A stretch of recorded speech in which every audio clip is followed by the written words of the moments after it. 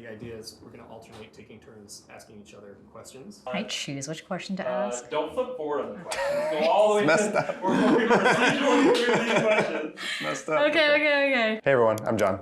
I'm Jess, and we're the executive producers for our first game, Project Loki, made by Theorycraft Games. Okay, what is the core of Loki and what has stayed the same throughout all iterations of the game? I think the core of Loki is, we talk a lot about it being like equivalent to like going on competitive adventures with your friends. It's like hard for me to describe what one thing contributes to that, but I think back to heroes, I think back to the map, I think back to like when we were talking about, should we just enable people to jump? Adding jump is easy. The hard part that we discussed was, hey, now the map has to be that much larger.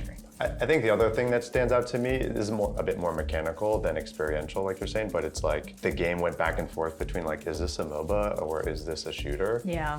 Once we finally said like, this is more of an action game, I think that's when a lot of stuff It clicked. like completely changed. A lot of the kits we were making finally started working really well and players really liked them. So I think that was kind of the hidden core for a while. When did you start to realize the potential of Loki? Every time I have one of my friends that's like trying the game for the first time, try it with Breaker, and they realize they can like yeet somebody across the screen, they're like, oh my God.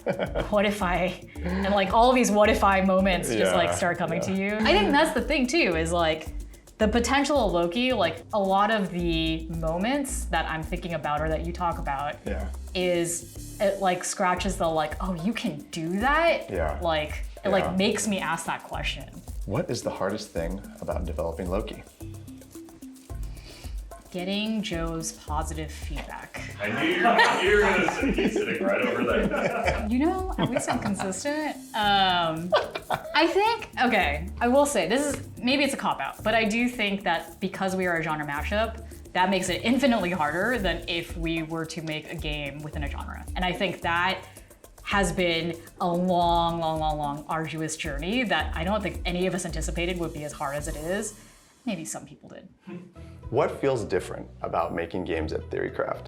There'd be times, you know, when we've been working at other places where people would get stuck in hypothetical discussion, or you'd be like, we don't agree, and because we don't agree, we're not gonna try anything. And I think at Theorycraft, it's just like, cool, we don't agree, let's just play it and then talk again. And I think that that's been so effective. Even I find myself sometimes being like, I don't know if that's gonna work. And then other people be like, dude, just try it. And you know, sometimes you have to be like, okay, yeah. It only takes a couple times where you realize you were wrong about something that it creates this new culture of like, oh, we should just try things before. Like we could have implemented this in less time than we talked about it. Totally. Have there been any elements of the game that sounded amazing in theory but didn't translate well once it was added? This was asked by one of the folks in our Discord, Shapers. I was gonna say mounts. Oh. Do you remember that? But it is interesting where it's like, the idea of mounts over normal terrain didn't work, but then we have gliders now. Right. Yeah. Having a mount that was conditional over Abyss that has like really harsh penalties works really well. Yeah, it made higher highs. It gave you an out in some of the most dangerous areas of our game. Yeah. That's another example where it's like, internally we were like, I don't like this.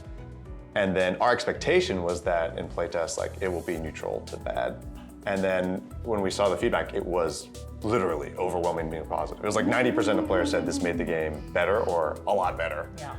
And then it wasn't divided at all. Yeah.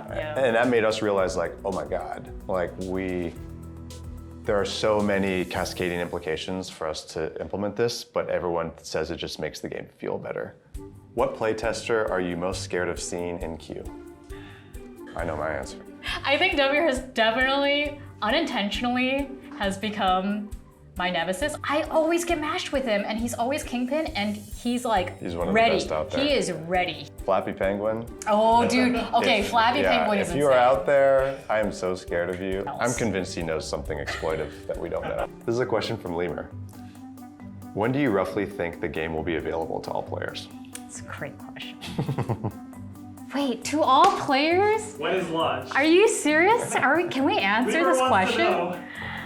Lemur, I'll tell you later. You don't want to give an answer and be held accountable to it? No, I don't. Yeah, I just want to say, Thank you to the players who've been with us and playtesting constantly with us. And we wouldn't be anywhere near as far as we are without your help. So thank you. Super appreciate your questions. Thank you for all of them, and hope we can see you in playtest soon. Catch you later.